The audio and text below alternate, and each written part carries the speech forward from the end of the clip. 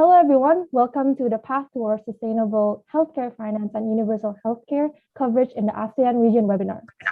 Before we get started, first of all, let me introduce myself. My name is Sevi Irina, and I will be your MC for today. The COVID-19 pandemic and its unprecedented consequences have challenged universal healthcare coverage progress, especially in lower middle and low-income countries in ASEAN. Therefore, a stronger policy and sustainable financing strategy on healthcare become prominent to guarantee that the entire population have access towards a high-quality health service without facing financial hardship.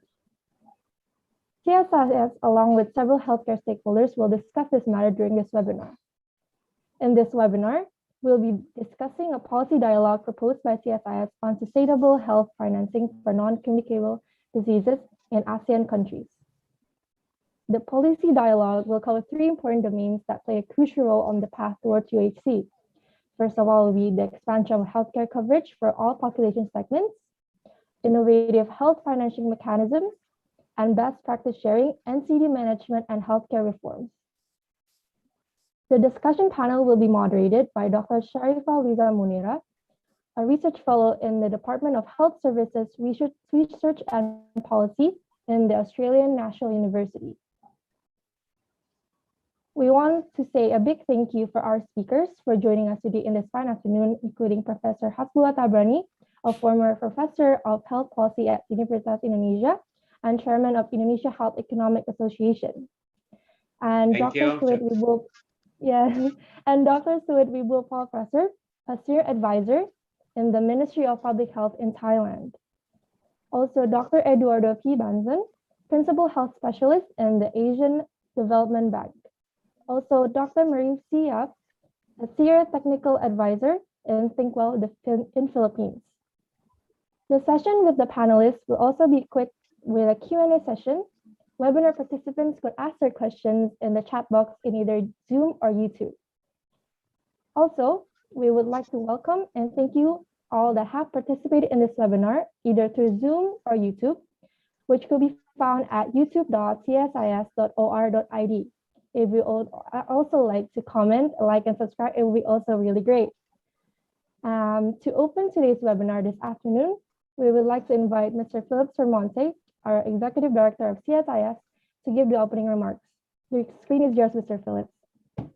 Thank you, Steffi. Good afternoon, everyone. Participants, either from the Zoom platform or those of you who are participating from our YouTube channel.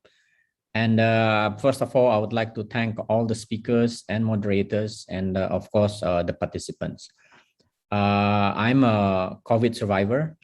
As earlier, when I just joined, Professor Hasbullah Thabrany was just mentioning about the vaccines and so on. I was fully vaccinated when I got the COVID-19 about 1.5 months ago, but luckily I'm now okay. So I hope if there are somebody in the audience who are not in a good health, I wish you a full recovery very soon. Now, as we know, in the COVID situation, issues of healthcare have become even more strategic, and that is why we are having this dialogue today. Because there has been apparently increasing demand for healthcare resources. And then at the same time, we have seen the rising cost pressures, growing health inequalities, and not to mention aging population. All of these have been accumulated into complex healthcare challenges. And most of the governments now shifted their budget massively to mitigate the health and economic consequences of COVID-19. And then, of course, this condition raises a question of the commitment on the long-term universal healthcare in many parts of the world, including us in Indonesia and, of course, in Southeast Asia. And this question of the long-term universal healthcare achievement, particularly in non-communicable disease, because when we are facing the challenge of COVID-19, the other challenges remain, and even probably more important that we need to handle the two together. So with this in mind, the objectives of this policy dialogue is that we want to gather healthcare stakeholders, including policymakers, researchers, civil society representatives, and other healthcare stakeholders from the ASEAN region to share their best practices and lessons. So we can learn from each country experience and hope we can come up with new ideas, policy recommendations, and all policy advocacies that we might need to do. By the end of this event, hopefully, we can formulate a well-thought recommendation to achieve the sustainable healthcare financing and the universal healthcare goals that will be documented into a policy brief, and that we can we hope that we can produce pretty soon, right after the policy dialogue today. Once again, thank you very much. I hope we are going to have a fruitful discussion this afternoon. Back to you, Steffi. Thank you, Mr. Phillips, for the opening remarks. Now, I will be introducing today's moderator, Dr. Syarifah Liza Munira, a research fellow in the Department of Health Services, Research and Policy in the Australian National University. Within her 20 years of experience working on policy and research at the national and international level, her work in economics and global health has covered various issues such as public health system, immunization, pharmaceutical and vaccines industry, tobacco control, resource mobilization, innovative financing, poverty reduction, and decentralization. To Dr. Syarifah, the floor is yours. Thank you, Steffi, and thank you, Dr. Phillips Vermonte, for kicking this off. Good afternoon, everyone. I will be your moderator for today's policy dialogue. In the next 2 hours, we will be discussing the path for sustainable healthcare finance and universal healthcare coverage in the ASEAN region. Our session today will take on a conversational format, and my most important task for today will be to keep us on time. This is a very interesting topic, and we have experts in this field with us today. So I'll try to make sure that we make the most of the time that we have. We have 4 prominent experts as our panelists for this dialogue. I have 5 sets of questions for our panelists, where each panelist will be asked to respond briefly, up to 3 to 4 minutes per question. And then we will be taking questions from the audience. So for those streaming in, either via Zoom or YouTube, if you have any questions, please type these into the Q&A function on Zoom or chat function on YouTube by mentioning your name, affiliation, and who you'd like the question to be answered by. And the organizers will pass these on to me. So let me first introduce our 4 panelists. From Indonesia, we have Professor Hasbullah Thabrany, whose background is in medicine and public health, and was a professor and former dean of the Faculty of Public Health at the University of Indonesia. Professor Hasbullah is well known as a key figure in Indonesia's national social health insurance reform. He is currently a senior policy advisor at ThinkWell organization and chairman of the Indonesian Health Economics Association, UNAHEA. Good afternoon, Professor Hasbullah. Good afternoon. Good afternoon, everyone. Good afternoon, Syarifah. Yeah, thank you. From Thailand, we have Dr. Suwit Wibulpolprasert, who is the Senior Advisor for Global Health at the Ministry of Public Health of Thailand.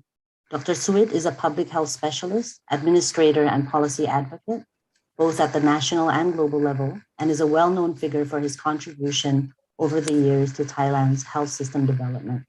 Good afternoon, Dr. Suwit. Good afternoon. Hello, everyone. Happy to join in. Thank you. Our third speaker today is from the Asian Development Bank, or ADB, Dr. Eduardo Banzon. Dr. Eduardo is the Principal Health Specialist for the Southeast Asia Regional Department at ADB. He champions universal health coverage and has long provided technical support to countries in Asia and the Pacific in their pursuit of this goal. Good afternoon, Dr. Eduardo. Good afternoon, everyone. Good afternoon, Syarifah.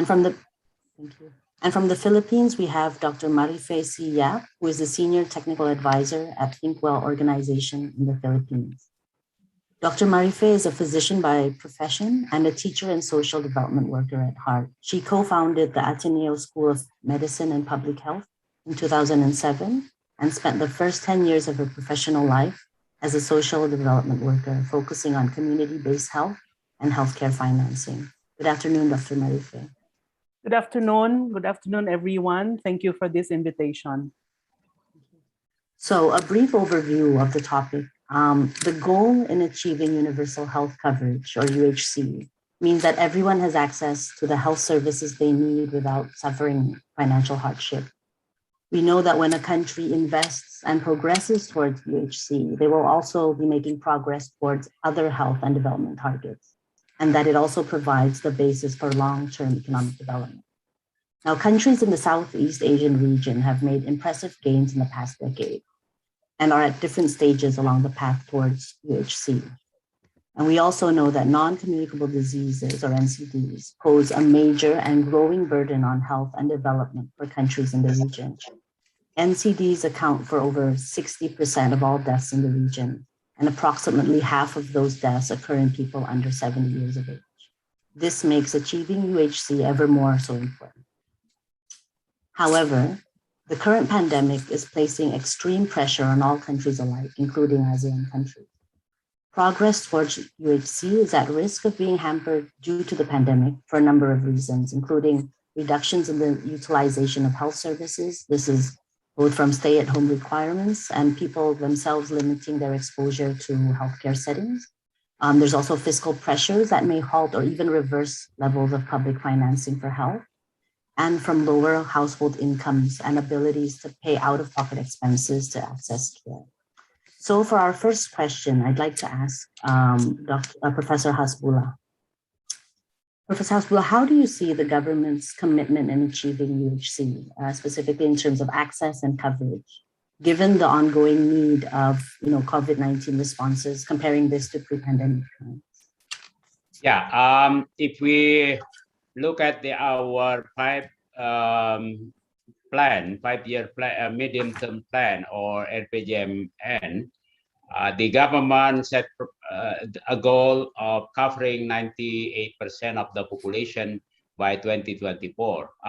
Maybe that was written in 2019. Maybe after COVID, they have to change their mind. Now it's being discussed whether they will achieve 98% of the population of the total. Our total population now 275 million. Currently, the coverage on already 83% of 224 million people. But that's only the population coverage. The real UHC actually financial protection. We don't have the data yet for this, how big is the real financial protection. But if we look at the data from our studies, I had studies before that, there are still people, it's about 2-3% of the population still paying what the health economists say catastrophic health expenditure, meaning they spend more than 10% of their monthly income for out of pocket. So we still have that kind of, but 2.5 million people of the JKN member still paying that out of pocket. But the government commitment is good enough to cover by 2024 of the current government term. Thank you, Professor Hasbullah. May I now turn to Dr. Suwit from Thailand. We know that Thailand is well ahead of many other countries in the region in terms of achieving and implementing UHC.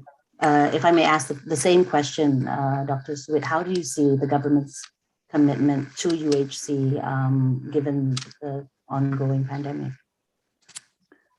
Thank you, Munira. Thailand achieved full coverage, population coverage since 2002. After 27 years of movement, it's not just a few years, it's a long history. Okay, 7 prime ministers, 9 governments, 15 health ministers, none of them not committed. Why? Because it's become people's universal health coverage.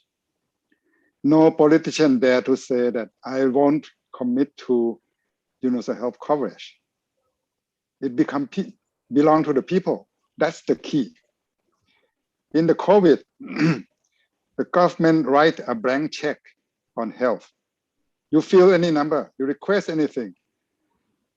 So our USC covered universal access to free testing, rapid test, RT-PCR, and then after testing, if you're positive, free services for home isolation. We provide home isolation with services, including 3 meals at home, community isolation, field hospital, hospital care, palliative care, and even cremation and transportation. In case you need to be transported from home to hospital, you have to have a special vehicle that you will not spread the virus. All these are free under universal health coverage. Vaccination are free.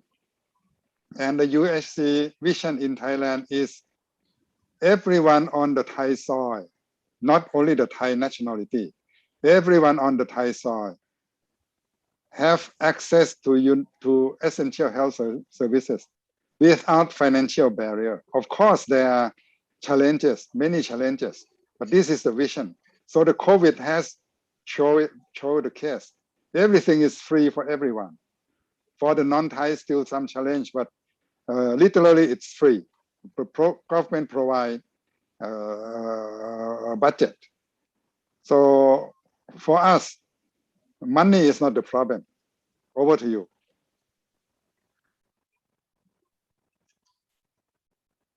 Thank you, Dr. Suwit. It's great to hear that Thailand's commitment remains strong in terms of UHC. If I might turn to Dr. Syarifah from the Philippines, I know that the Philippines has quite recently implemented UHC, and I wonder with COVID-19, how do you see the government's commitment in continuing that plan for UHC? Thank you very much, Syarifah. So as you said, the Universal Healthcare Law of the Philippines was signed in February of 2019. And we were in the midst of rolling it out when the pandemic hit us in early 2020. Before I go on to answer your question directly, I just wanted to give in a nutshell some key features of the law, where universal coverage for all Filipinos is done through simplification of membership into simply 2 types: the directly contributing members and the indirectly contributing members from the old 5-member types. Also, what is key in the Universal Healthcare Law of the Philippines is integration in 3 ways. Managerial integration to ensure a rational and coherent governance through a province-wide health system. Clinical integration to cover for a comprehensive set of services from the preventive to the curative and rehabilitative aspects that are delivered through a healthcare provider network or a service delivery network that is also envisioned to engage both public and private healthcare providers and managed under a province-wide health system. And third, of course, is financial integration to lessen the fragmentation of fund pools existing right now and to consolidate these under a special health fund managed under a province-wide health system, as well as a shift in provider payment mechanisms from the all-case rates that we are doing now to the diagnostic-related groupings and global budget mechanisms. And so admittedly, the universal healthcare rollout in the Philippines experienced significant pushback since most of the health system's time, energy, and resources had to be focused on responding to the challenges brought about by the pandemic. However, both the Philippine Department of Health and the Philippine Health Insurance Corporation, which is our social health insurance, national health insurance agency, have not stopped in their efforts to slowly carry out the transition plans. For example, amidst this pandemic, the PhilHealth launched an expanded primary care benefit package, which we call Consulta, to benefit all members under a capitation rate and continues to move towards a comprehensive outpatient benefit package as mandated by the UHC law. There are also ongoing, even since last year, preparations to transition to the DRGs and the global budgets through analytics and continuing consultations with hospitals and health professionals. And on the Department of Health side, they have embarked on several continuing learning sessions online through an online platform for all frontline health services which they would have visited, for broadening and deepening understanding and roles in the universal healthcare rollout. So similar to many low and middle income countries, the delivery of health services in the front lines are hampered and limited by the lockdowns and mobility restrictions brought about by the pandemic. There has also been competition in terms of the use of hospital facilities among COVID-19 patients and non-COVID-19 patients.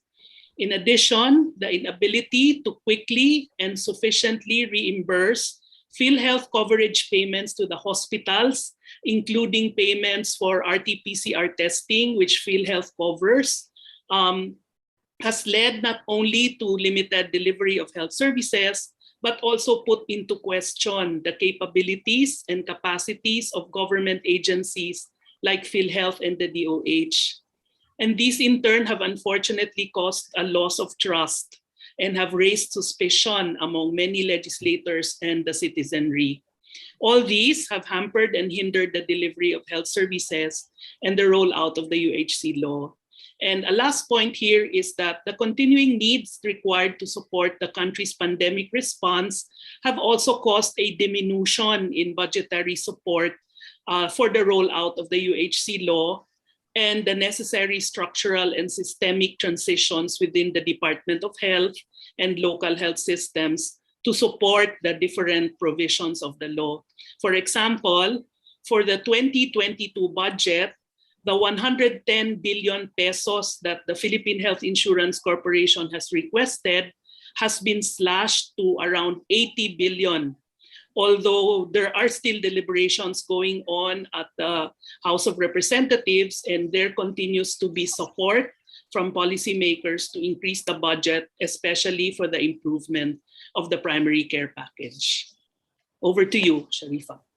Thank you, Dr. Marifeh, for that interesting overview of the Philippine situation. This is a very nice segue to my second question, which I'd like to ask Dr. Eduardo for a regional perspective. And the question is around financial sustainability in light of the pandemic. So Dr. Eduardo, how, in your view, how has COVID-19 affected public health spending in countries, and how have governments responded to these changes from a regional overview? Over to you, Dr. Eduardo.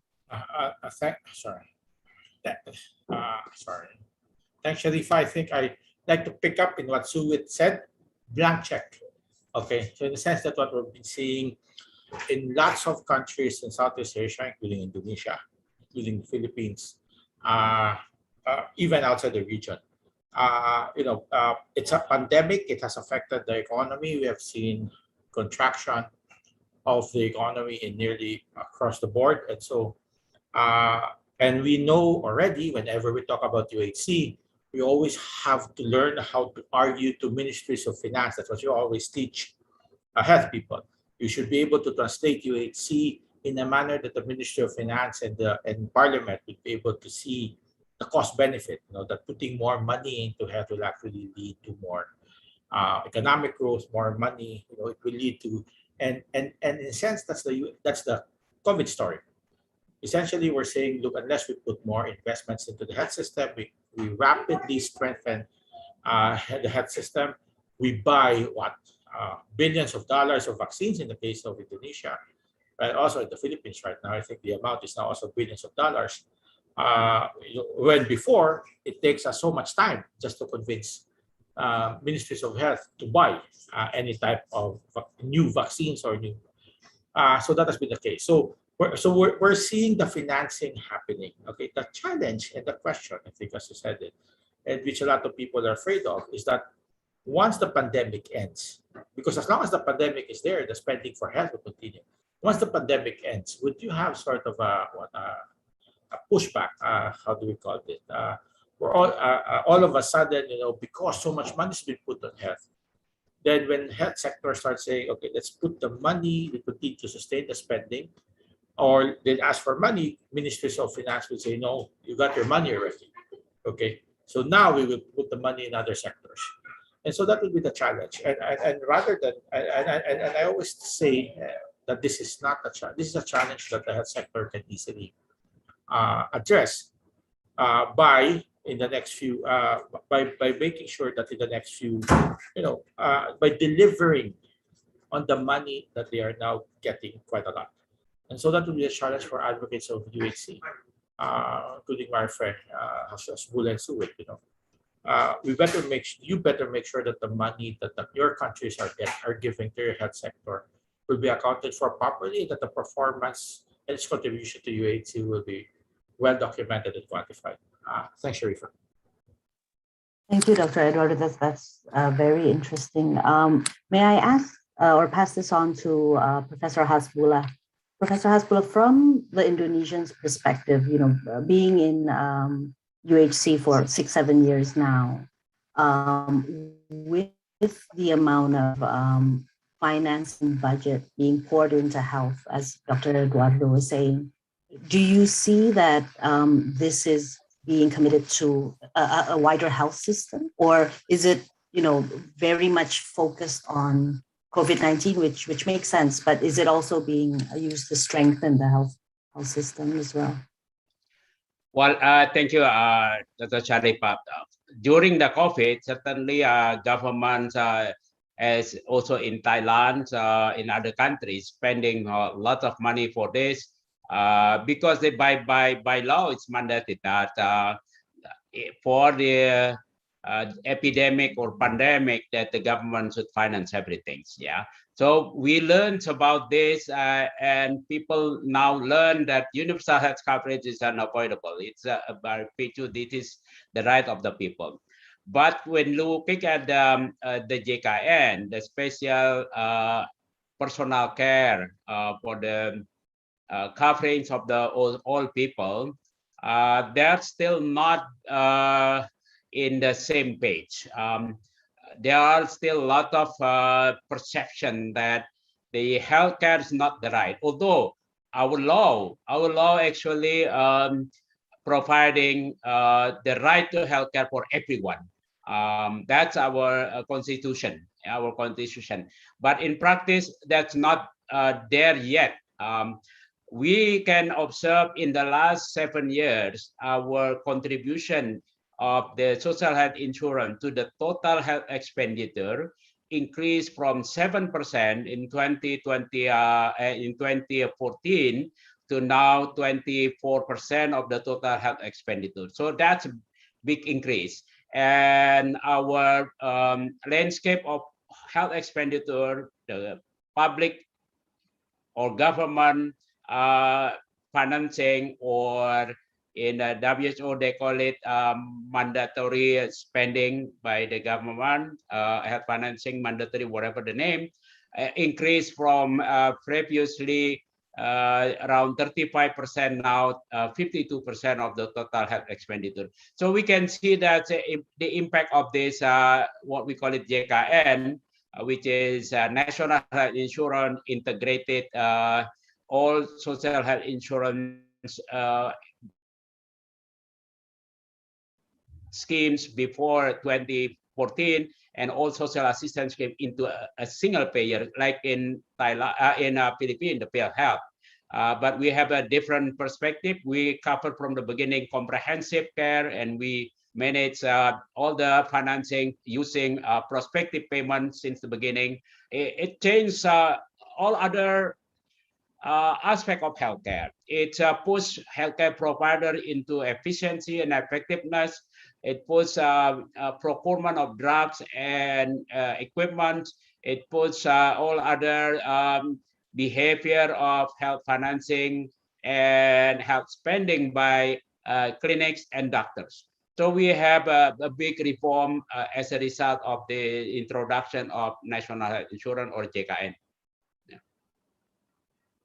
Thank you, Dr. Hasbullah. I'd like to now go to Dr. Suwit, and related to the previous question, but more specifically looking at non-communicable diseases.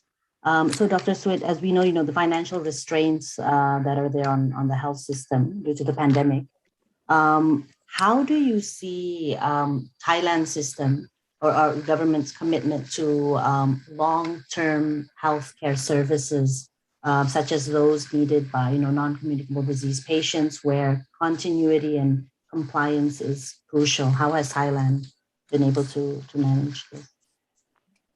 Thank you, Munira. We have to realize that financial coverage is not the guarantee to access to essential health services. NCD is a good example. For example, hypertension and diabetes. Everything is free, from screening to treatment and care. Stroke, cardiac disease, whatever. But roughly only about half of those who have hypertension and diabetes have been diagnosed. Half of those that have been diagnosed have access to services. Half of those that have access to services have their blood sugar well controlled and blood pressure well controlled. So you see half. At the end of the day, you have only 12.5% effective coverage. So it's the effective coverage that counts, not only financial coverage. Everything is free. Health services is there, but they just don't come to get it. So we need more outreach. The COVID have helped a lot because everyone now knows that if you have chronic disease like hypertension, diabetes, and other chronic disease, you have high risk of serious illness and death if you get COVID. You see, so the awareness on NCD increased. The point is that during COVID, people have limitation in communication. So our system pay for telemedicine on top of the normal outpatient service. So when hospital provide services via telemedicine, doctor talk to the patient via whatever electronic system they use. There are so many systems. We pay them, and we pay for the cost of sending NCD medicine, any essential medicine, to the house of the patient directly. The post or Thai Post support that delivery of the essential drug. Okay, so for us, the key issue is the commitment of the health sector, the whole health sector. And we have no worry that after the COVID, the budget will be reduced. Immediately, whoever reduced the USC budget will be criticized badly in the public. Particularly the COVID helped the public to realize how important UHC to them in times of crisis. Because during COVID, their income become much less.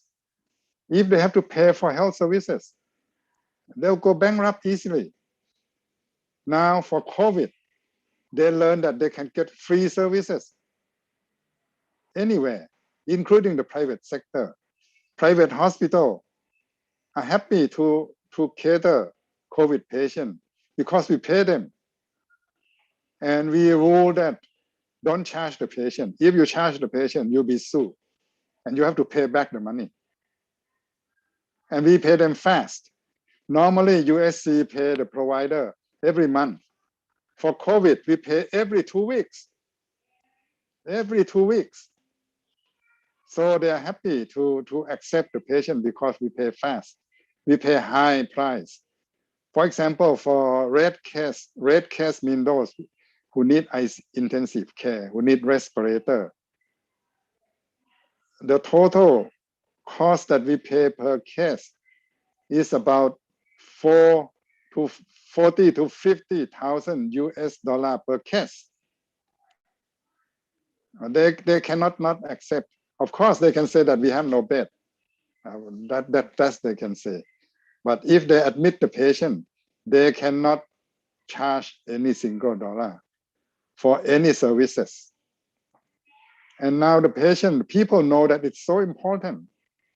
So we see that 2020 and 2021, the UHC budget, not the COVID budget, the USC budget itself gets the same amount of, well, not the same, increased amount of budget, while the health services utilization is much lower. Outpatient visit reduced greatly. Inpatient visit also reduced greatly. Outpatient because patients don't want to come or cannot come. Inpatient because elective cases were deferred. And we also provide home health care because we want to immunize the elderly. We call 6 or 8, 60 above, and 8 chronic disease and pregnant women. This we call 6 or 8. These are our priority target, but they are difficult to reach.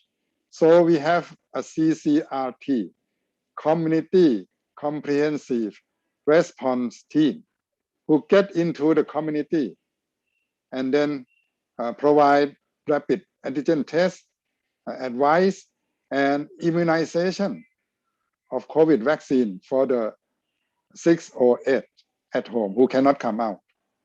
So now our USC has a hotline number called 1330, 1330.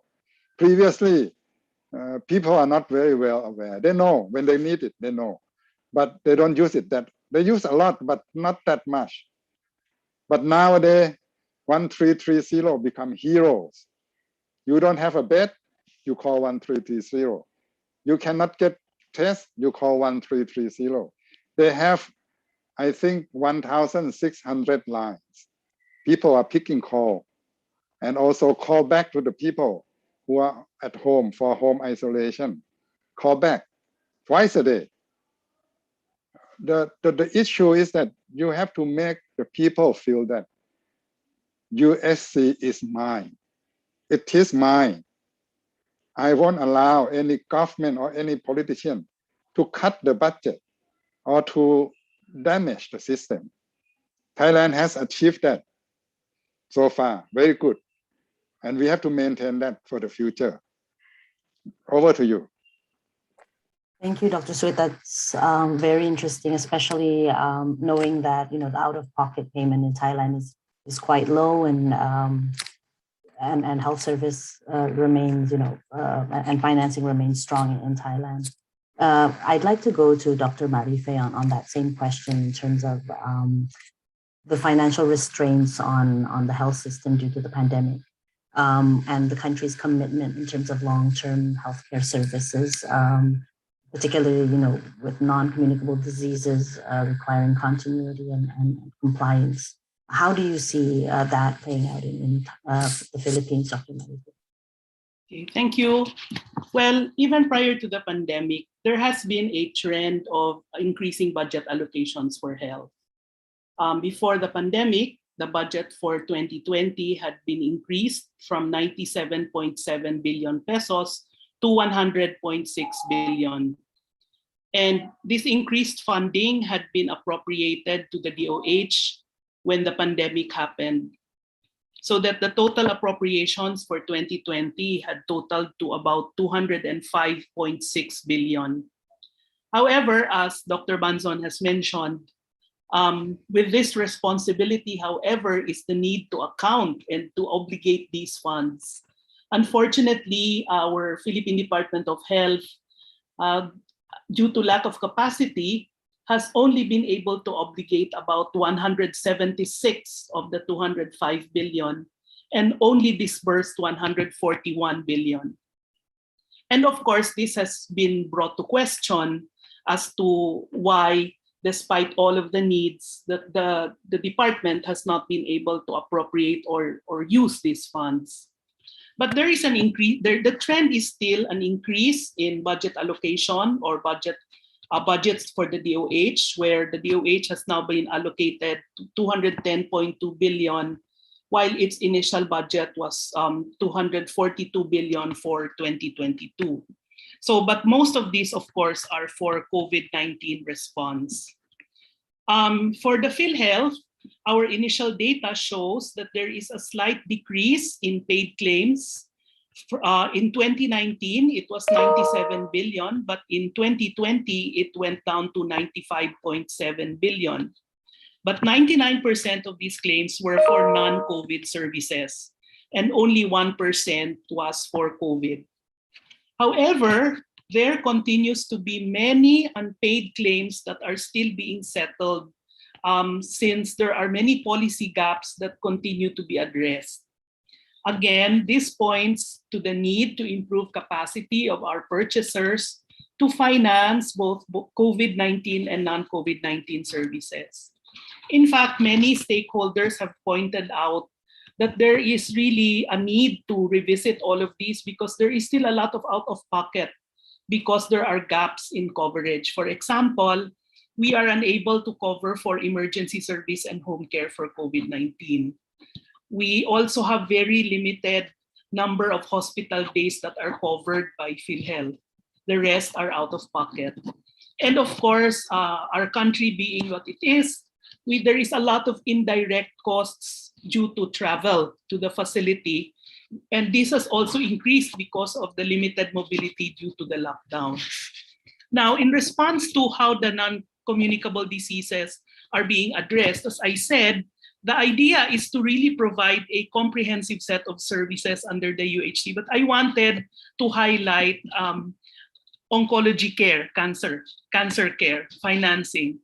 Well, also, just at the time when the UHC law was enacted, a few weeks prior, a National Integrated Cancer Control Act was also put into law, which was supposed to assure the availability of funds for cancer care. And however, since 2014, the PhilHealth has actually been offering the so-called Z benefit package, which is really intended for cases that require a long hospitalization or expensive treatment.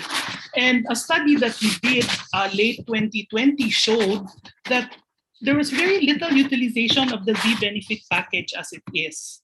So what am I saying? How will the Universal Healthcare Law respond to or cover or take responsibility for non-communicable diseases? It's, as I said, in the integration of the service delivery, beginning from prevention all the way to even rehabilitation. But this must be done very well under a province-wide led health system with service delivery networks.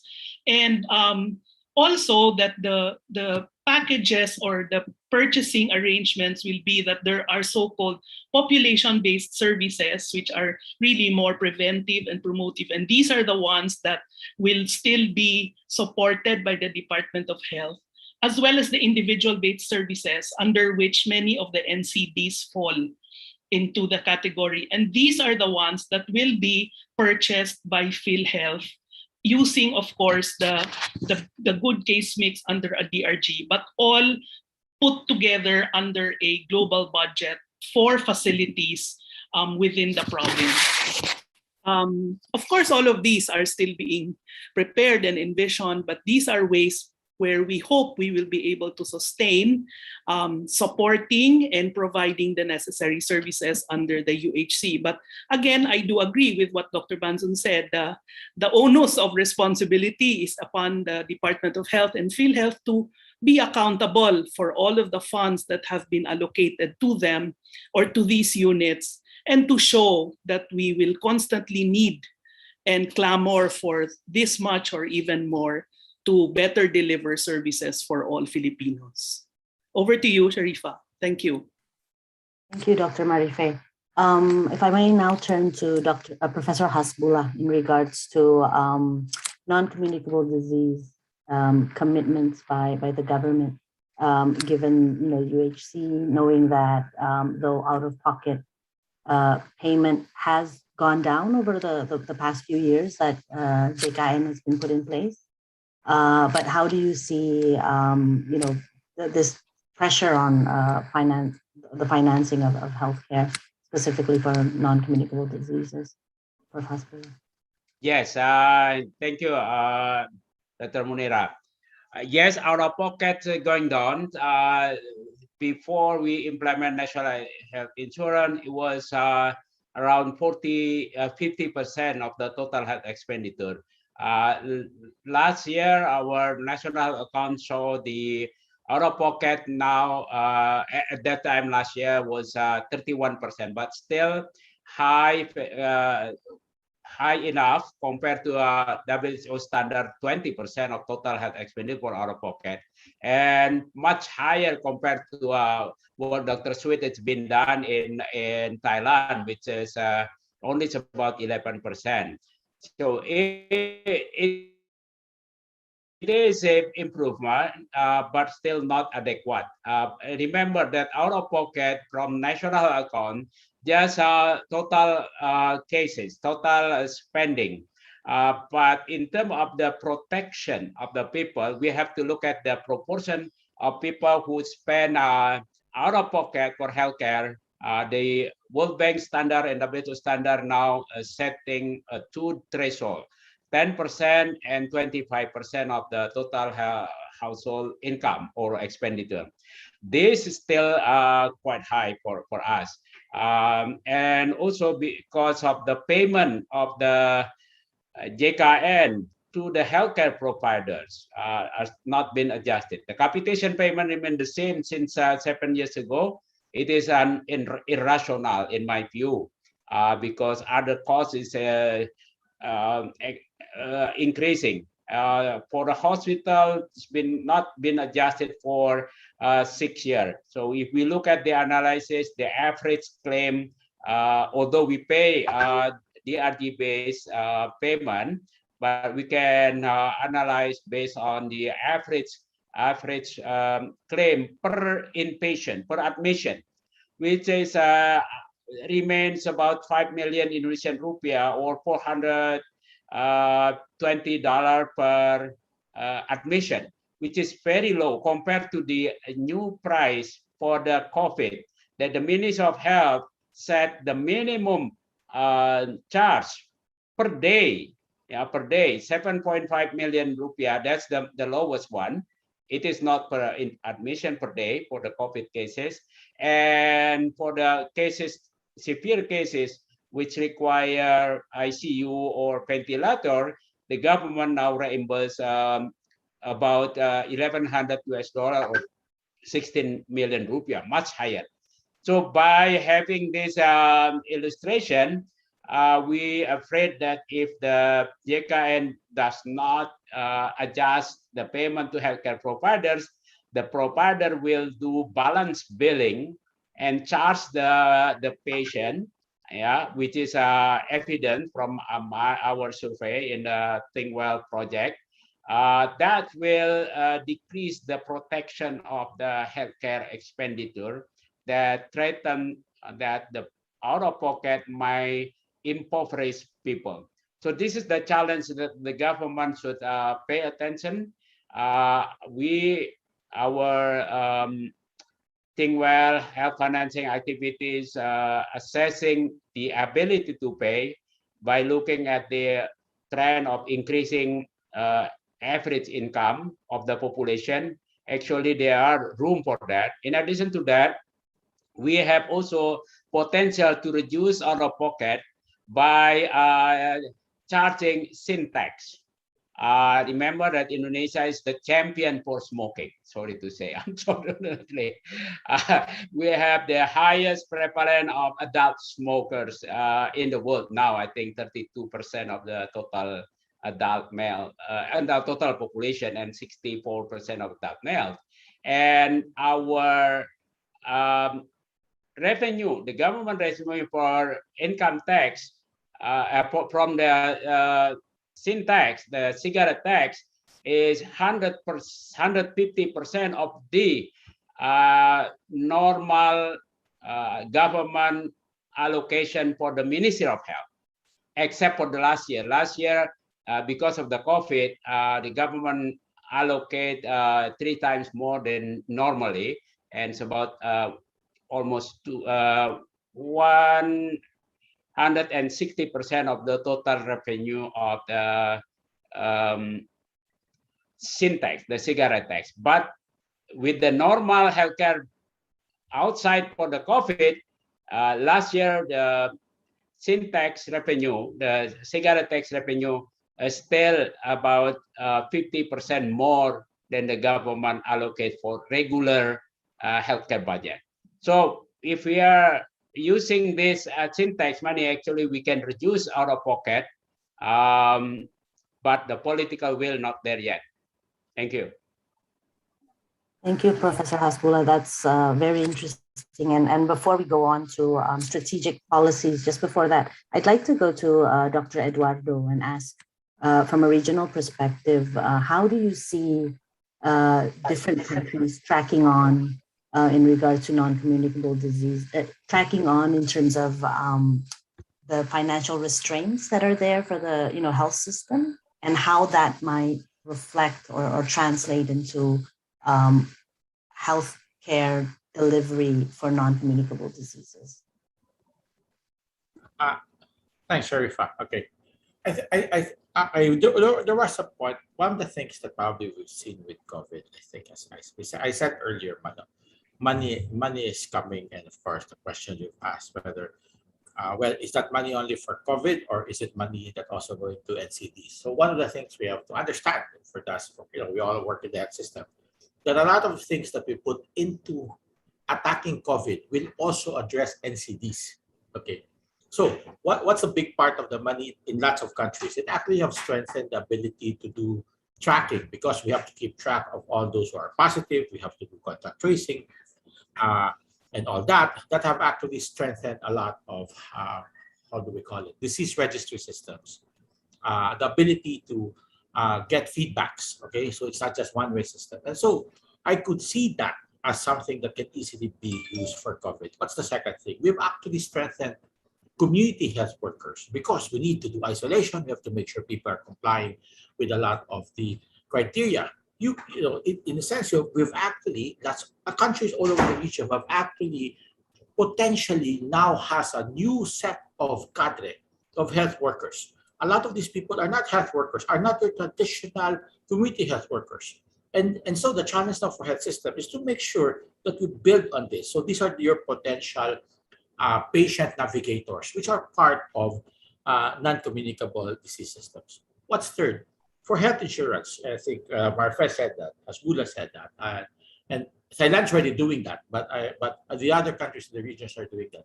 One of the things that we probably have to sometimes not talk about is that a lot of our health insurance systems in the region do not pay for outpatient care. They're not good at that, okay? Or it's done in a manner that does not actually is responsive to how, in a sense, chronic management or long-term management. So now with COVID, we're seeing health insurance less resistant to paying for this type of approach. And so, again, this is potentially something that the NCD movement can build on. And finally, everybody always talks about this. COVID has brought about increased telemedicine. Okay, lots of innovative ways in which care is given.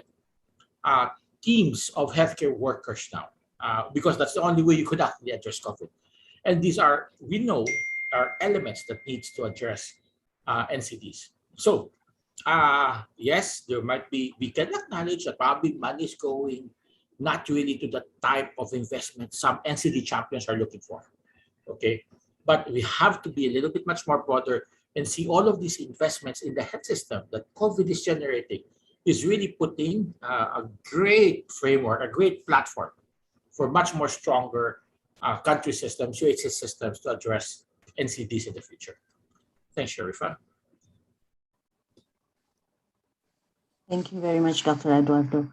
On that, I'd like to go to Dr. Suwit and ask about strategic policies that countries have put in place in response to this fiscal space, but also long-term need of treatment for NCDs. Could you share perhaps any best practices from Thailand or any other country that Thailand is looking at or your organization is looking at? Dr. Syarifah, this is a very difficult question, $1 million question. I have already addressed all the easy ones. So now I would like to turn on to my very able fellow, Dr. Titiporn, Dr. Nice, to respond to difficult questions, okay? Can I have Dr. Nice online and respond to this question?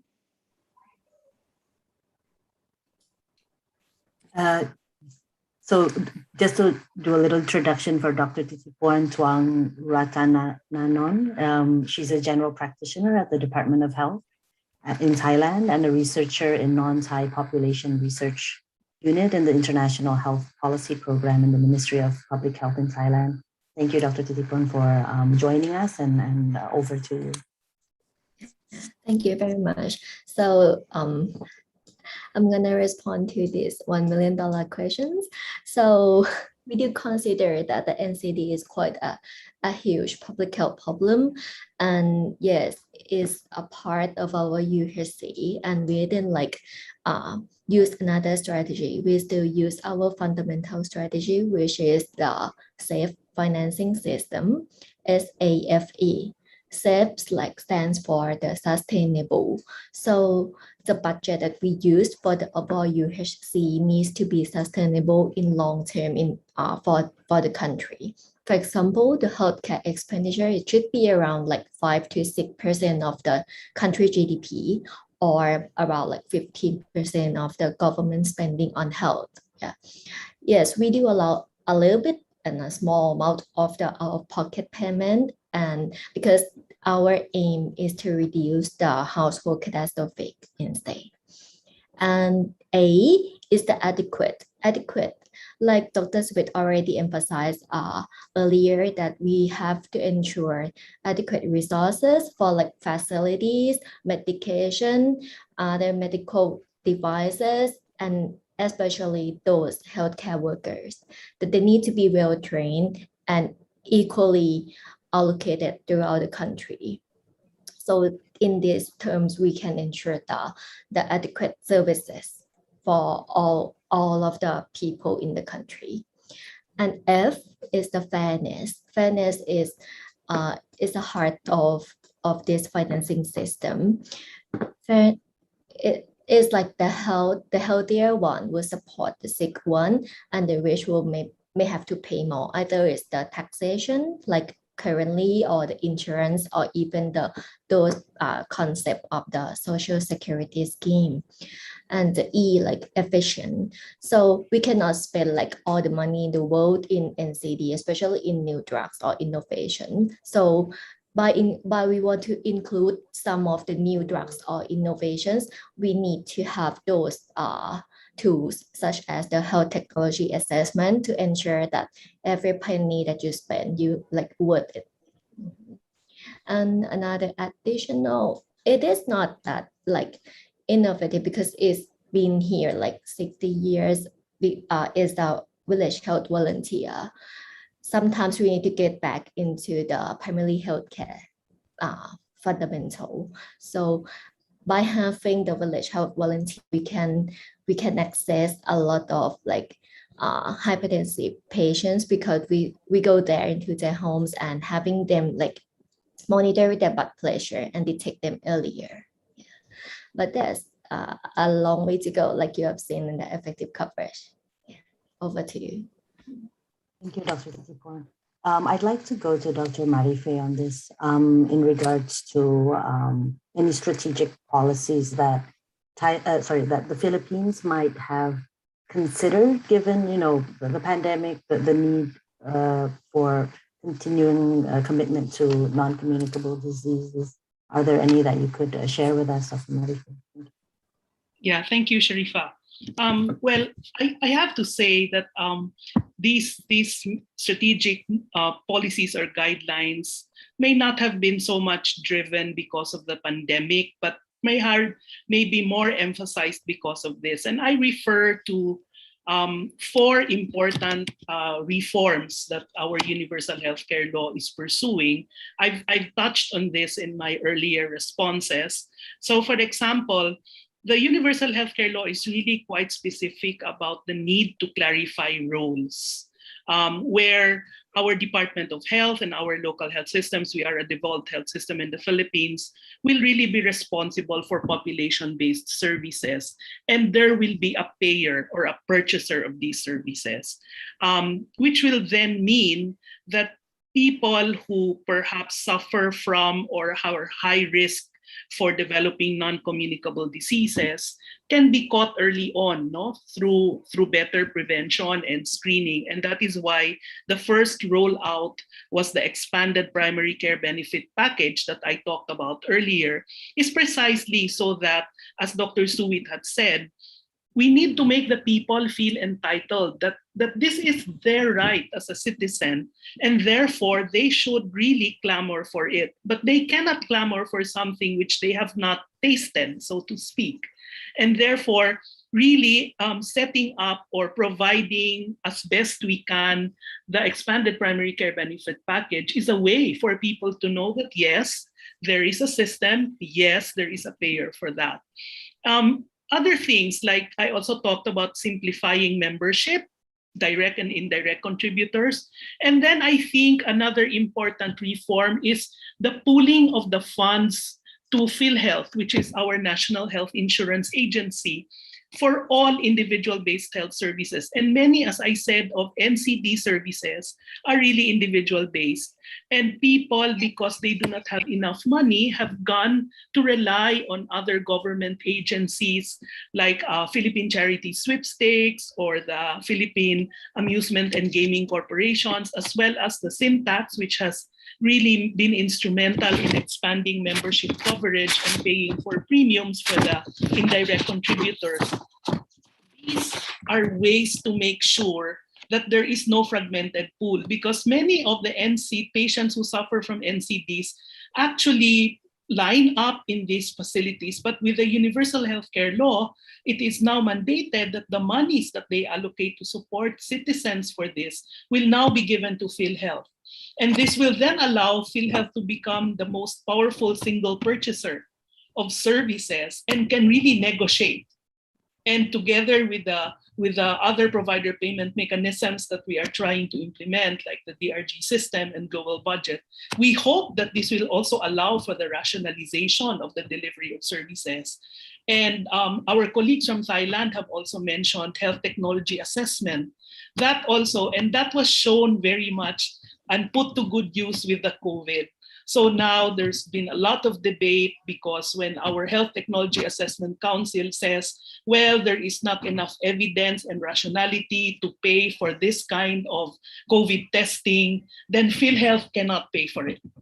So the people are seeing that now, and the people are saying, oh, there is a Health Technology Assessment Council. There is a body of experts who actually take the time to look at what the evidence says, to weigh it against rational use and ethical use, and all of those aspects. So that, I think, is very strategic and very important, particularly because NCDs also have a lot of innovative treatment. And here I bring again the example with cancer care, where now because we mapped out the flow of funds to cover for the entire range of cancer care services, from preventive to diagnostics to cure and even to after chemotherapy care.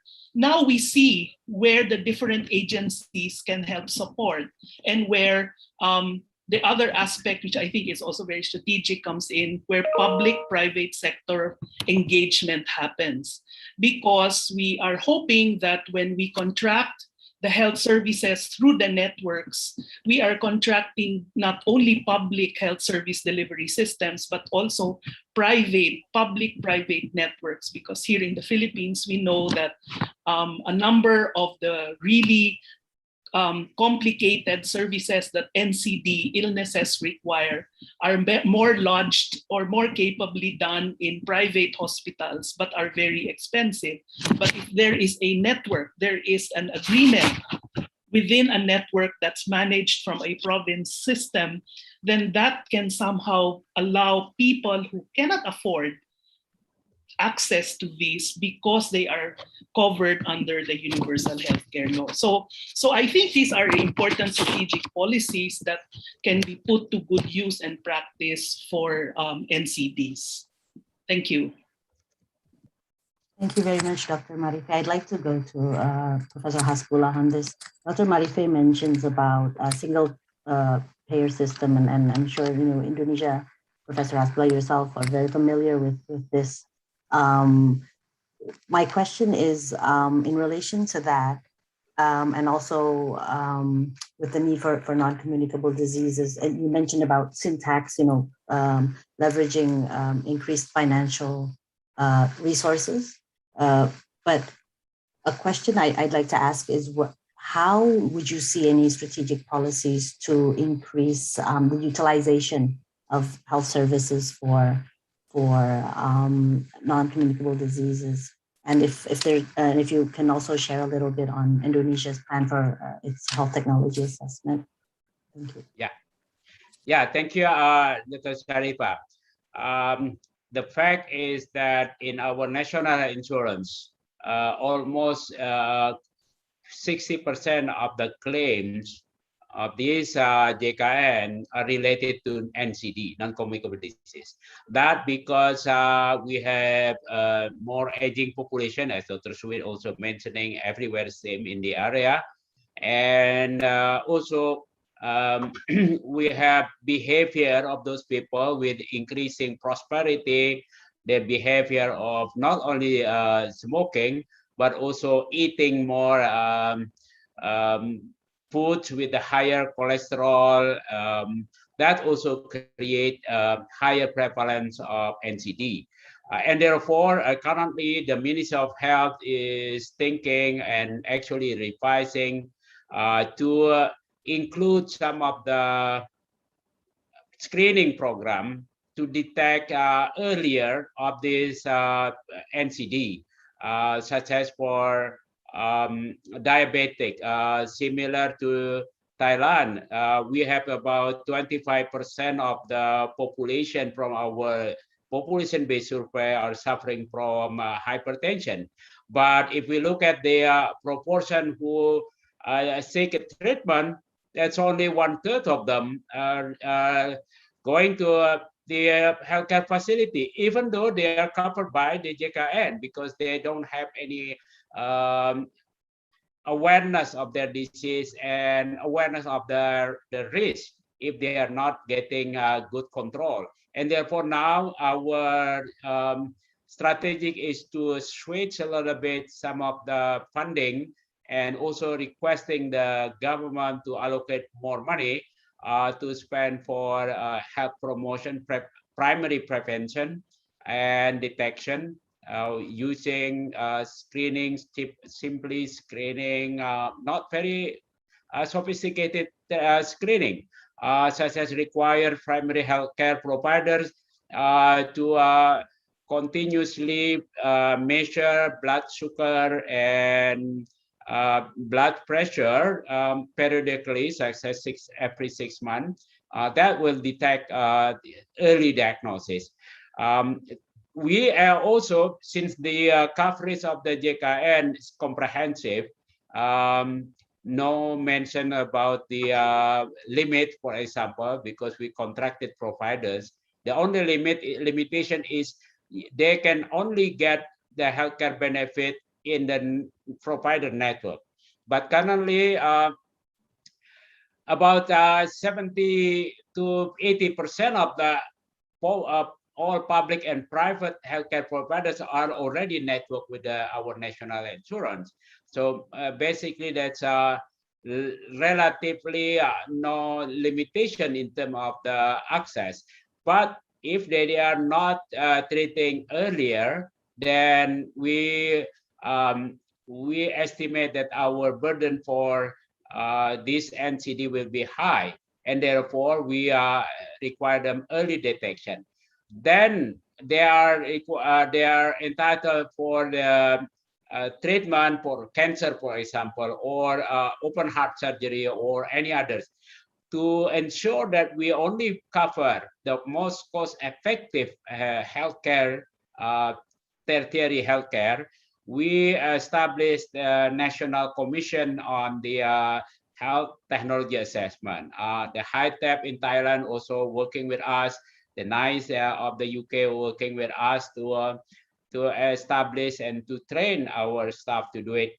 That will be strategically ensuring that we utilize all the full fund under the JKN will be spent effectively, efficiently.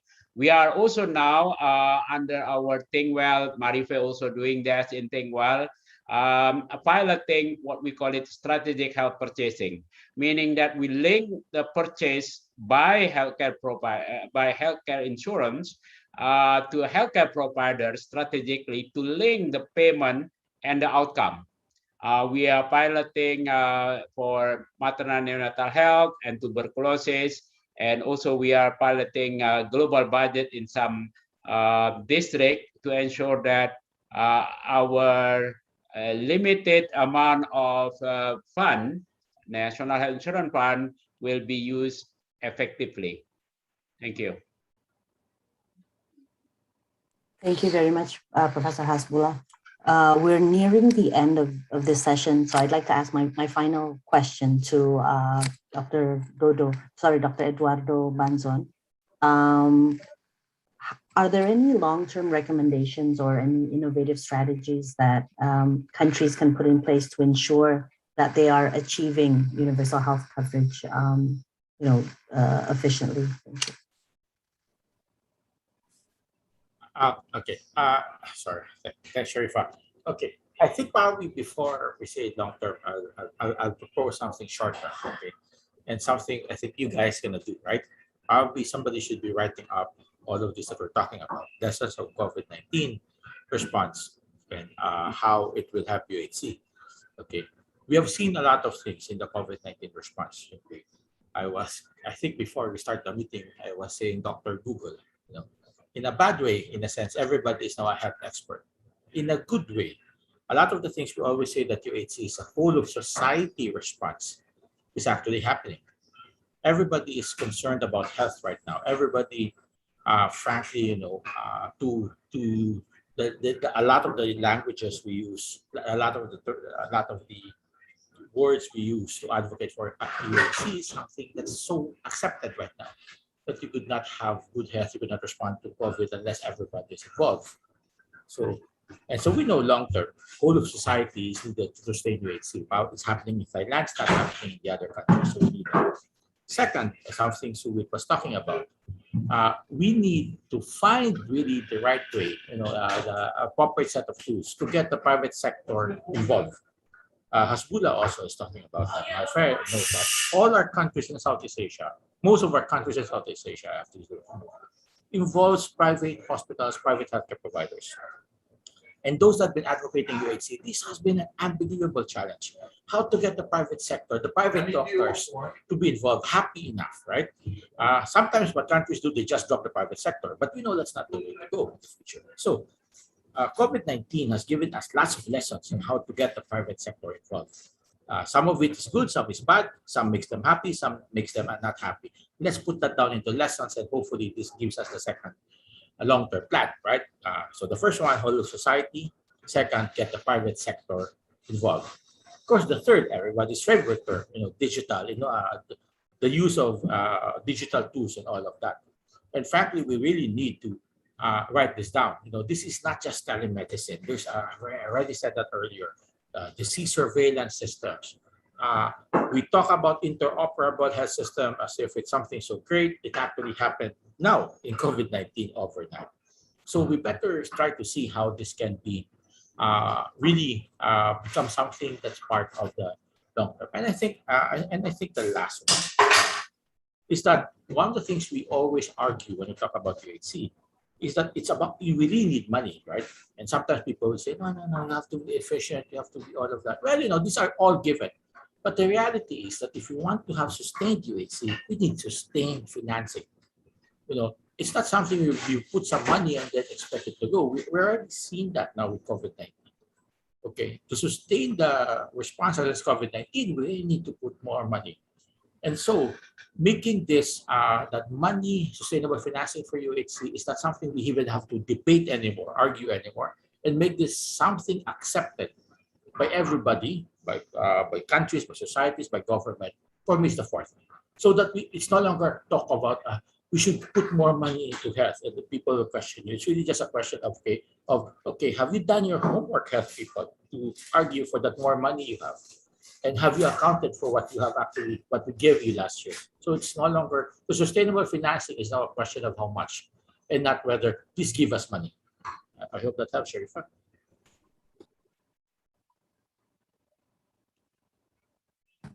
Definitely. Thank you very much, Dr. Eduardo. I think we are ready to move on to questions from the audience, given the time that we have. But before that, I'd like to welcome participants that are here today with us, and particularly a number of names that we see here, such as Dr. Daniel Budi Wibowo and Dr. Usman Sumantri from the Indonesian Hospital Association representatives, Ibu Prastuti Suwondo, expert staff member of the Minister of Health of Indonesia, Dr. Sunarjo, Vice President of Indonesia Healthcare Corporation, Associate Professor Nilawan Upakdi from Faculty of Pharmaceutical Sciences from Naresuan University, Assistant Professor Surapun from King Chulalongkorn Memorial Hospital, from Thailand, Dr. Warawan Chung Siva Pornpong from the Veterans General Hospital, Dr. Vandi Bukakul from Churangkrung Prasharak Hospital, and Dr. Wina Promprasert from the Rajaviti Hospital. Thank you for joining us today, and I'd like to address the questions. I'll read these out as I see them here. So this is a question from Mary Jo Taneo. It is known that diagnosis and management of rare diseases is usually deprioritized due to the resource needs and cost concerns. In countries with well-established universal health coverage, how do you prioritize and allocate for support for patients with rare diseases? Maybe Dr. Suwit could address this for us, or his colleague, Dr. Titiporn. Yeah, I think this is the same as the last question, this $10 million question. So please, Dr. Titiporn.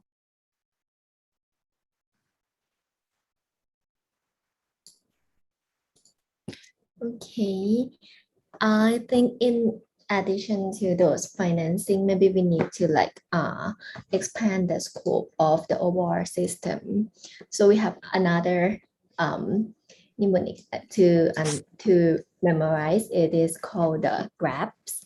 So G is for the good governance. So good governance, you include those kind of transparency, accountability, participatory, and rule by law. By means of the participatory, this emphasize the wording of Dr. Suwit that he's always says that because you have a lot of people participate in the UHC board, means that a lot of ownership there. So the government alone cannot take away the UHC because the civil society, they are also being a part of the NHSO, means like they being a part of the board of the UHC. So a lot of people participate. It's harder for the political power to take away these kind of things from the people. Mm-hmm. And the R is for the research. You need to ensure that we have the evidence-based policy to move all of this agenda.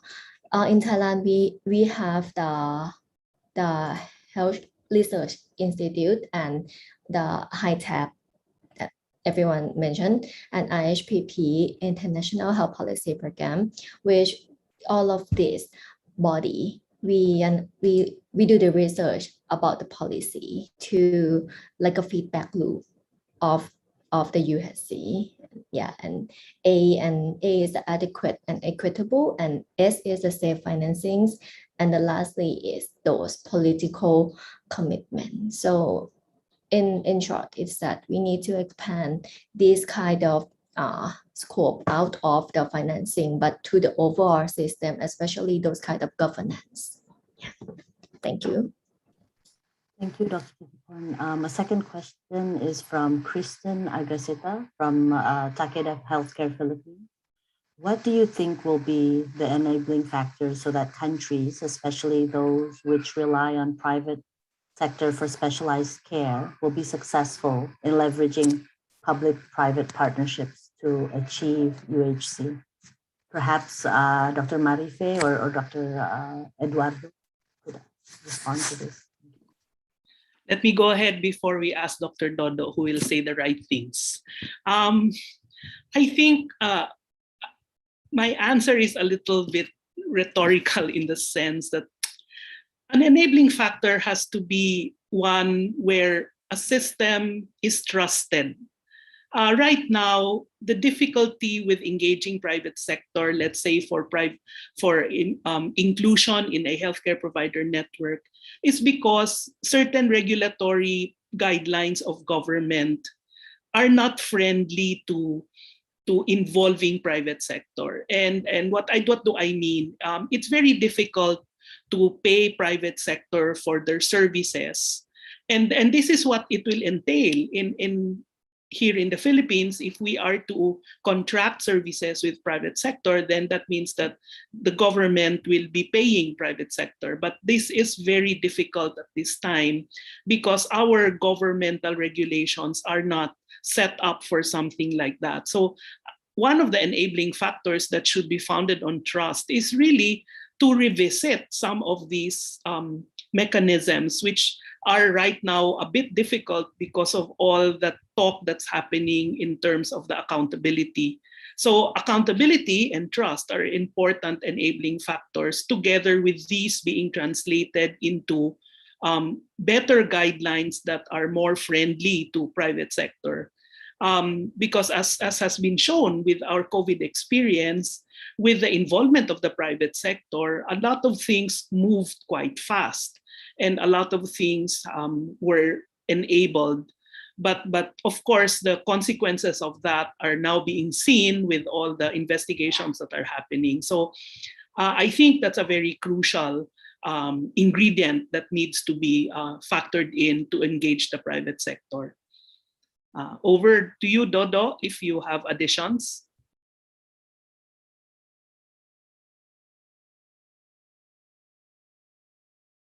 Okay, so I think somebody, thanks. So Syarifah, I think, thanks, my friend. I think you're asking really what needs to do to get the private sector to be involved, right? So I think I sort of flip the question, a bit in a sense.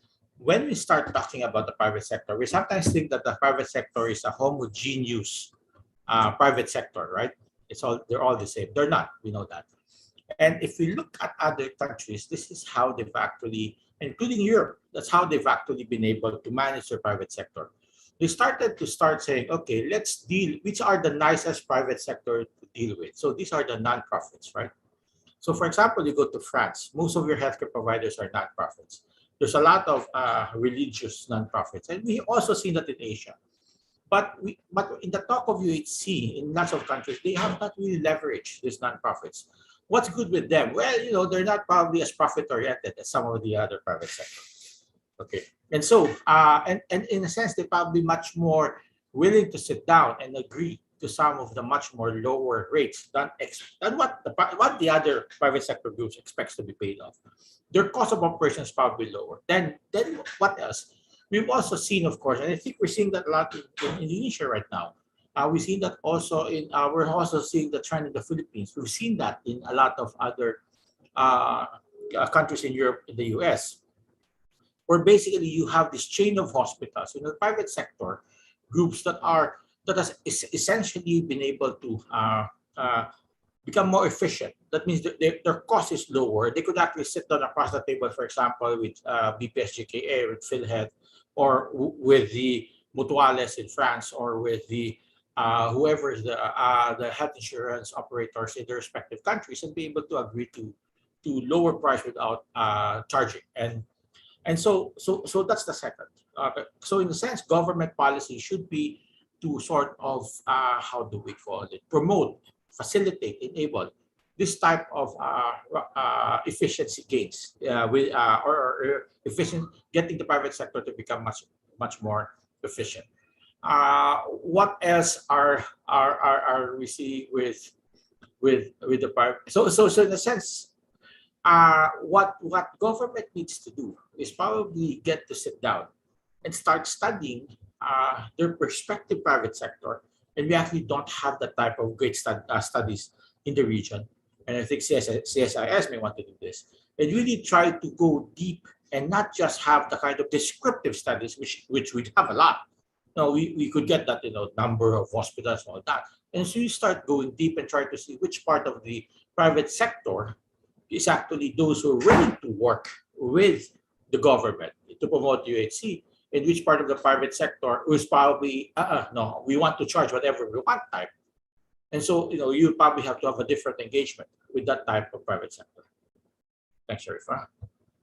By the way, there's a third one, I sometimes forget that we see in a lot of countries, where basically, I think you have it also in Indonesia, I think you have it in Malaysia or in the Philippines, where you combine private sector features in government facilities, okay, state-owned enterprises, government or corporation hospitals, okay. So it could be that may just be the way to go, where you combine private sector and government sectors, PPPs. We have that in Brazil. The government built the hospital, the private, the nonprofits, the one that operate the facilities.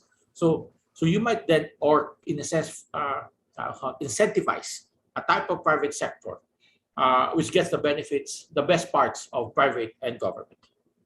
Thank you. Thank you, Dr. Eduardo.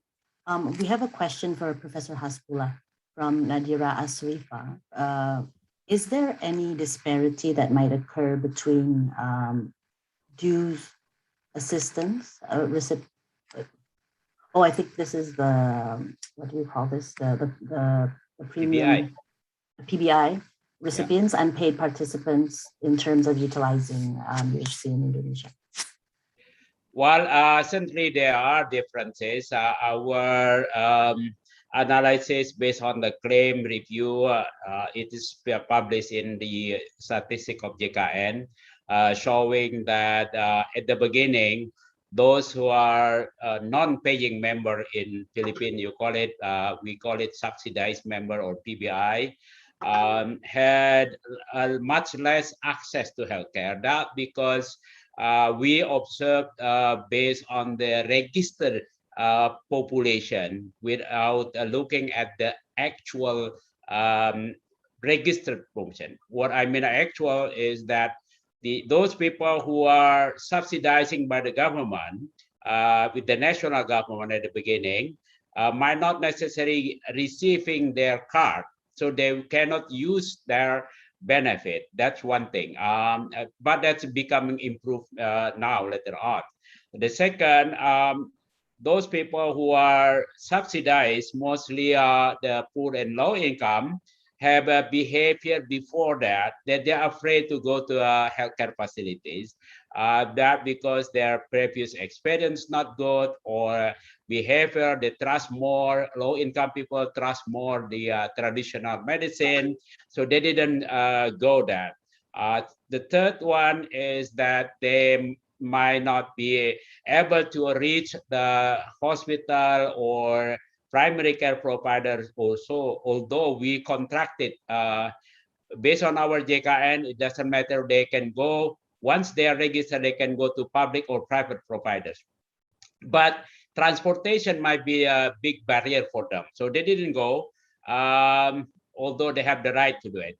As a result, there are discrepancy in access and consumption.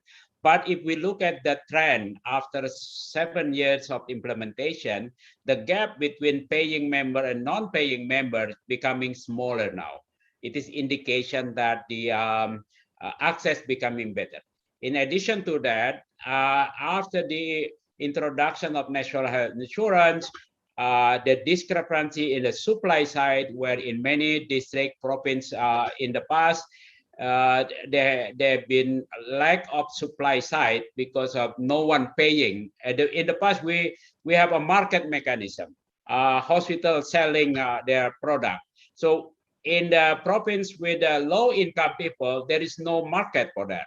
Now, because the JKN paying even for private hospital, even in the small district, for example, in Labuan Bajo, where the Komodo is traditionally people will not invest there. Now, because there are people there and the JKN pay for the private providers, although not much, so there are prospects for the private providers. So we have improvement in the facility. The private providers now are willing to invest in area where in the past they didn't want to invest. So that's another advantage of this reform. In addition to that, we also analyze of the impact of the JKN to economic growth. With the expansion of the JKN, there are more healthcare providers, there are more employments, and also if we look at the domino effect of the healthcare provider. Once we have hospital, patient coming in, and when the patient coming in, patient stay in the hospital, they need food, they need other supply. So all other small kiosks coming in around the hospital and create a new economies. So that's another advantage of our system. And also with that, and then it's create better access to low-income people to get to the healthcare facilities, not relying only with the public. Certainly, with the expansion and decentralization, public hospital also increasingly providing access. Many of them seeing this JKN will provide them with a guarantee of revenue, something like that, and they create this hospital. Even public, private providers are willing to expand their services because they are guaranteed for payment. As Dodo mentioning that there are variation of private providers, the for-profit, not-profit, although profit, not-profit is a tax terminology, it's not economic terminology. But there are variation of the private hospital in terms of their supply of the specialists, the junior and senior one. Senior one needs more money. They already have a high income. Certainly, they might be difficult to retain them in a small city, small district. But young specialists can be recruited full-time by new private healthcare providers with lower costs. And these private providers are willing to contract with our national insurance, and therefore we found that some of private healthcare providers perceive they have financially better after they contract with BPJS. Some other with high end already with a senior specialist, senior doctor might not be willing to contract with the JKN because the price not right for them. So that's the situation for Indonesia. Thank you. Thank you, Professor Hasbullah. We have a question from Martin Bakiran for Dr. Suwit. The question is funding for health really not a problem in Thailand? Are you really able to fully support financially the comprehensive and inclusive services that you described in your UHC? Financial resource for health is a significant limitation for many countries. Well, adequate is what Dr. Thitiphorn has said in the safe financing, adequate. Adequate means adequate to maintain good healthcare system and adequate to ensure little or no catastrophic illness. That's true meaning of adequate. So far, we have adequacy. I can say that. Proof from reduce catastrophic illness, reduce medical poverty, and more important is the great reduction in unmet need. Our unmet health need is as low as those OECD countries. This is evident from the household survey. So Dr. Thitiphorn has already mentioned how we achieve this through grants, through self-financing. The key, for me, one of the key factors is the commitment of the healthcare professional, that they will do their best to put public interest first, private interest as second interest. This is the motto of Prince Mahidol, the father of modern medicine and public health in Thailand, which every healthcare professional memorized it from the first day that they enter the school. So we should not talk only about money, money, money, money. More money can mean more problem, but we should talk about more money and more spirit and more commitment at the same time. Incentive, particularly financial incentive, is external force that push people or pull people to do something. But what we need more is internal engine, internal motivation, commitment, that even though no money, I want to work, I want to do it, which has happened all over Thailand, in urban and in rural area, where you see so many committed healthcare professionals and health workers, including the 1 million village health volunteers. So it is not just the money, it is the commitment at the same time. Over to you. Thank you, Dr. Suwit. There is this question from Tati Del Rosario. For the Philippines, on the implementation of the National Integrated Cancer Control Act and ICCA, how can stakeholders advocate that DOH, or the Department of Health, does not only include priority cancers, which are the common cancers because of the high incidence and mortality? How do we advocate for the rare cancers as well? Dr. Marika. Yeah, thank you. I had a chance to be able to work a bit with many of the CSOs, or civil society organizations, with for the advocacy of a comprehensive cancer care. And these were the groups that actually caused for the signing into law of the NICA, or the NICCA law. And I believe that a way for advocating for the rare cancers is to continue working with the Department of Health and their cancer program to be able to make sure that these are also considered in the coverage, to be able to ensure some form of financial protection for those who may unfortunately develop these rare cancers. To be honest, the movement in relation to cancer advocacy in the Philippines has gained a lot of traction precisely because of these civil society organizations and patient advocacy groups who have also received support from many legislators who actually have enabled, as I said, the enactment of this law, which will then cause for allocation of funds. In particular, maybe I can mention here the so-called Cancer Assistance Fund, which is mandated by the law, which will allocate a significant amount of money in order to pursue support for innovative cancer treatments. And this is something which is in the operational plan of the Department of Health. And therefore, those who wish to advocate for support, at least some form of support for rare cancers, should enter into this discourse or conversation as part of the continuing discussions that government has with their private partners who they rely on for these kinds of advocacies. Over. Thank you, Dr. Marife.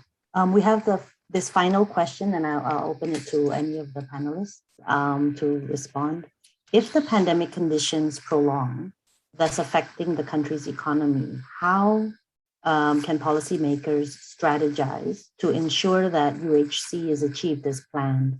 Are there any recommendations related to financing schemes on innovative drug access or reimbursement, or increased coverage that might be helpful for the patients and the countries in the future?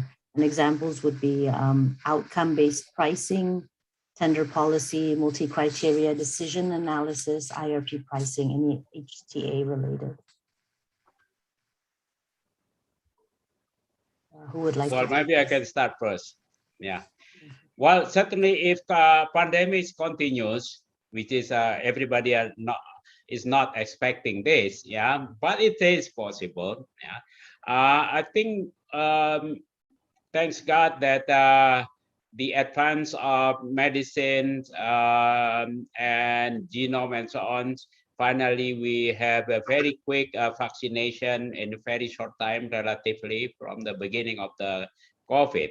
So as long as the government could provide adequate vaccine and boosting vaccination, then we can reduce the risk of getting COVID. Although the virus might be mutating and keep continuing that, but at least we can control that. That's one thing.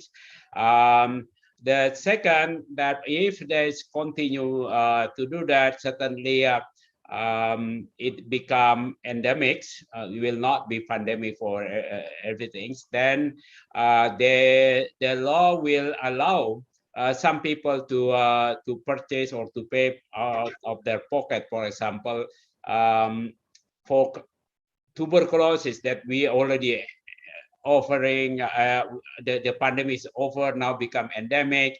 It is by law possible that people will pay for the vaccine, for the treatment, as long as they can afford.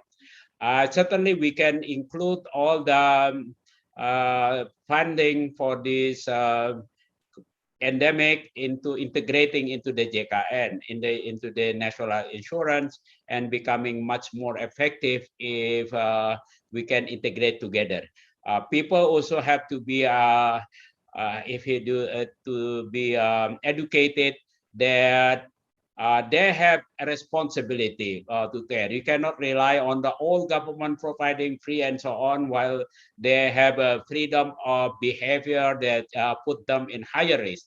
We have to educate people that once you have a high risk and it is in need beyond your control, that's okay. Government will take care. But if you behave such a way that you increase your risk, then you have to pay something. So by doing that, we can have a balance between the availability of funding and also changes in people behavior to reduce future costs in the healthcare costs. Yeah, but I don't believe that pandemic will be continuous with such dramatic economic effect at the first 2 years. I believe the third year will be much better for everybody. Thank you. Thank you, Professor Hasbullah. Dr. Suwit, may I ask your view on this question? I could repeat it if you'd like. I know, I remember it. COVID will not prolong. It has been prolonged. It has been 1.5 years, more than 1.5 years, and will go to 2 years, and maybe even to the 3rd years. So we have to accept that it has been prolonged. It will be endemic for sure, even with strain change, and people will get used to it and learn how to live with it. I would like to reiterate that we should use and see the opportunity of COVID to build up the awareness of the need for universal health coverage among the people. In time of pandemic crisis, you have economic crisis at the same time, and people have debt. People don't have income, and they cannot pay for health services, essential health services. That's the time when they need UHC most. And that's the best time to convince them to feel ownership and to make the government, to hold the government accountable to be responsible for the healthcare services. The issue of Dr. Hasbullah just mentioned, if you seek your own high risk behavior, you have to pay something. This has been debated many times in Thailand. At the end, we agree that the behavior of the people depends a lot on socio, political, and cultural factors. If the government don't want to increase the tax on tobacco and alcohol and let them be sold very cheap, low price, and you blame the people of taking up smoking and binge drinking, that's unfair. That's unfair. The government should put all measures to ensure that people has better health behavior. So in Thailand, we don't have that system. And the proposal for that system has been killed over and over again. There are continuous proposals, but none of them has been accepted in the universal health coverage. Over to you. Thank you, Dr. Suwit. Dr. Marife, could we have your view on this? Thank you. Just very quickly, I couldn't agree more with what Prof. Hasbullah and Dr. Suwit have said. I support that very much. But in the end, I just want to say that I think what we need to do now is to really harvest the learning, as Dr. Dodo said. It's important for us to write and harvest all of the learning that we've had with facing this COVID-19 challenge, so that our health system will start to adapt to the so-called new normal, where our health system functions must take into consideration the presence, the impact of the virus, and other volatile, uncertain, complex, and ambiguous circumstances. There are many lessons, and now I think even as difficult as it is, there have also been many learning, like for example, as Dr. Dodo said, the presence of the community health workers are there, the good stories for some of the local health systems in their addressing the COVID-19 even better than national government sometimes. I think these are harvests that can also be brought to bear in pursuing universal healthcare. And just as what Prof. Hasbullah and Dr. Suwit had said, this is a good time to really emphasize what universal healthcare wants to do, which is really to offer, first and foremost, highlighting primary care. And this will eventually become a part of that when COVID-19, I guess, becomes endemic. And also to ensure that it is really a comprehensive set of services for all, but also to generate behavioral change, as they have emphasized. Over. Thank you very much. Thank you, Dr. Marife. Dr. Eduardo, could we have your view on this as well? Okay. Thanks, Syarifah. I think one of the way I've been looking at things is that it's like what 18 months, sorry, since our friends from the World Health Organization declared the pandemic, right? It was around early March. No? If we add a couple of months since the first report came out, many months. My last trip out of Manila was actually in Dr. Suwit's Prince Mahidol Award Conference last January 2020. And I actually missed seeing Dr. Suwit again. Okay, but if you reflect on those 18 months, what has the world been trying to do health-wise? We've been attacking COVID with the expectation that we will eliminate COVID-19.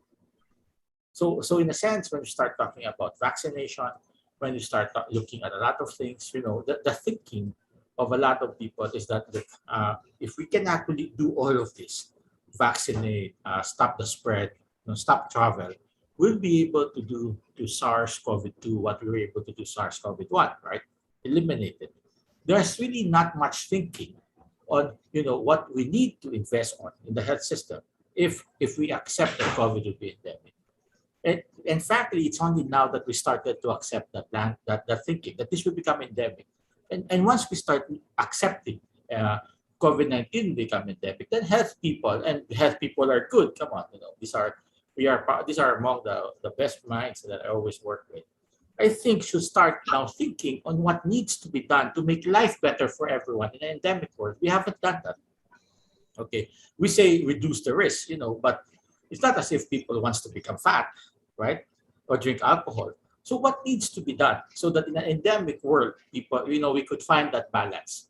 Okay, we have not really invested in treatment at the same level of intensity that we invested in vaccines, because the thinking is let's vaccinate, get everybody vaccinated, it will be gone. Now, if we start focusing on treatment, so I let's do all the clinical trials now, including those that everybody criticized, from the virgin coconut oils to the whatever other medicines out there. Let's try to talk now about changing how ventilation is done, not as something nice to do, but actually make it part of. So in a sense, let's start thinking that this is endemic. We have not done that yet, Syarifah. And I don't know, and I think people refuse to do it. I refuse to do it because I still hope that this pandemic, this virus will disappear tomorrow. I still hope for that. But once we start accepting, I don't know, probably will feel so bad. We'll probably do my alcohol and contribute to the sin taxes of the Philippines. Sorry. Then let's step back. Let's organize ourselves. Let's talk to CSIS. We better convene more meetings on what needs to be done. Stop calling it new normal. I won't accept it's normal. Let's just accept it what it is. A world with an endemic virus, and what we need to do to make life better for everybody in this world where COVID is endemic. Over. Thank you very much, Dr. Eduardo. We're arriving towards the end of our policy dialogue. Before handing it over to the MC, I'd like to thank our distinguished and very highly experts in this area, Professor Hasbullah Thabrany, Dr. Suwit Wibulpolprasert, Dr. Titi Porntuang, Dr. Syarifah, and Dr. Eduardo Banzon. Can I add one more statement? Sure. Yeah. Please, Well, please. before I forgot, we're talking about universal health coverage. Universal health coverage important to meet the needs of the people. But we have to also remember that some people in the higher income also want to have something more of the healthcare provider, more quality, more convenience. It is not only need, but also demand or want.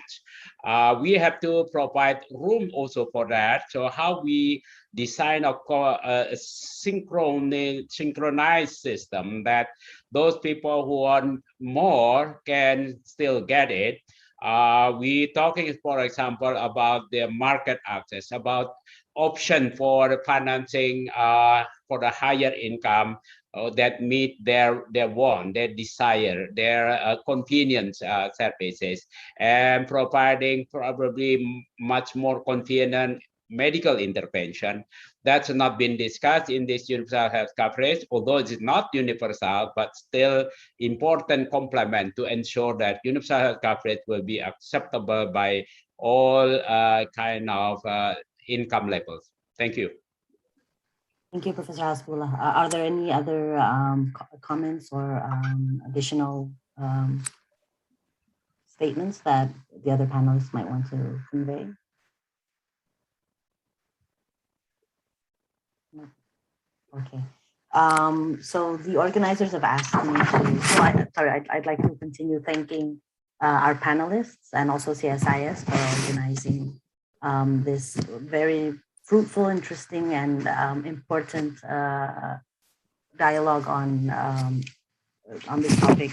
The organizers have asked me to convey some key takeaway messages. I think there's so much that has already been explained by our prominent experts. Trying to put our discussion into a nutshell, I think we're very fortunate today to have seen 3 different cases of universal health coverage being implemented in countries.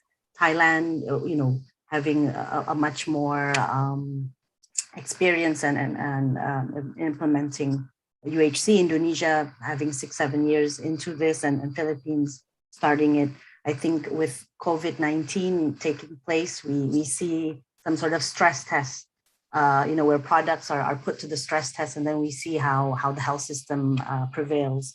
But as Dr. Suwit has mentioned, once UHC is implemented and established in countries, people have this ownership that it can't be taken away from them. And obviously, because of the crisis that we see from the pandemic, the government needs to review changes in its goals, whether that means increased support or some adjustments in the targets. But we see that from our experts mentioning that commitment remains strong in countries, and there's a higher appreciation of healthcare. And then there's also this heightened awareness that there's a need and also effort in strengthening health systems, where we see countries and systems now being more stringent in ability to track cases, strengthening their health information system, their responses, and also for countries like the Philippines in terms of simplifying memberships, pooling funds, and so on. And with Thailand sustaining its UHC process. Quoting from Dr. Eduardo, it's a whole systems approach and also a whole society approach. So we know that the role of communities is very important, the role of private sector, the role of academics, using evidence-based policies, with the importance of health technology assessments in terms of community, really engaging with those on the field to help enable delivery of healthcare services, and so on. And then with private sector, the need for governments to promote, facilitate, and enable the private sector to become a strong partner of the government in enrolling and enforcing universal health coverage. And so with these, we hope that we can harvest the learning lessons and prepare for more challenges perhaps from the non-communicable diseases, as we know that the region is facing an aging population. And hopefully with all these lessons that have been learned, it can help countries become more resilient for any continuing health sector challenge as we see with COVID-19, but also any future ones, looking at particular indicators such as unmet health needs, out-of-pocket spending, and so on. So thank you very much again, and over to you, Stephanie. Thank you, Dr. Syarifah. I hope my voice is clearer than before now, but with this, the path towards sustainable healthcare, finance, and universal healthcare coverage in the ASEAN region webinar has come to an end. I would like to say thank you to all the stakes involved in order to make this webinar a success. Also, I would like to thank the participants who have joined this webinar either through Zoom or YouTube, which could be found, like I said before, at youtube.csis.or.id. And don't forget to like and comment, subscribe to the channel. And with that, I hope to see you in another CSIS webinar soon. Thank you. Thank you. Thank you. Thank you. Bye. Bye, Hasbullah. Bye-bye. Bye-bye, Dodo. Bye, Maria.